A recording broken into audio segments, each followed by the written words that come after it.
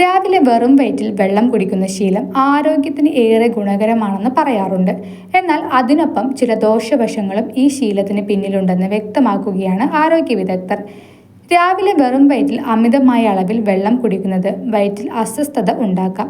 ശരീരത്തിലെ അധിക ദ്രാവകം പുറന്തള്ളാനും മൂത്രശങ്ക കൂടാനും സാധ്യതയുണ്ട്.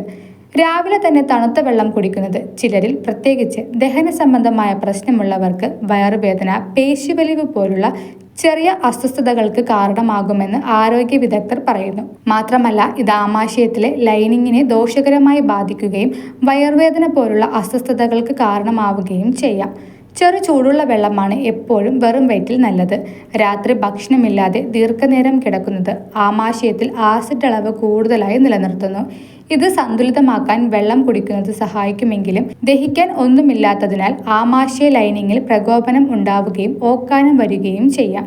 കൂടാതെ നിർജ്ജലീകരണം ഉള്ളപ്പോഴും വെള്ളം കുടിക്കുന്നത് ചിലപ്പോൾ ഓക്കാനത്തിന് കാരണമാകാം. വെള്ളം കുടിക്കുന്നതിൻ്റെ അളവ് ഓരോരുത്തരുടെയും ശരീരപ്രകൃതി, കാലാവസ്ഥ, അധ്വാനം എന്നിവ അനുസരിച്ച് വ്യത്യസ്തപ്പെടാം. ആദ്യം കുറഞ്ഞ അളവിൽ കുറച്ച് വെള്ളം കുടിക്കുക. ഓക്കാനം വരുന്നില്ലെങ്കിൽ അളവ് കൂട്ടുക. വെള്ളം ഒറ്റയടിക്ക് കുടിക്കാതെ അല്പാൽപമായി കുടിക്കുന്നതാണ് നല്ലതെന്നും ആരോഗ്യ വിദഗ്ധർ ഓർമ്മിപ്പിക്കുന്നു.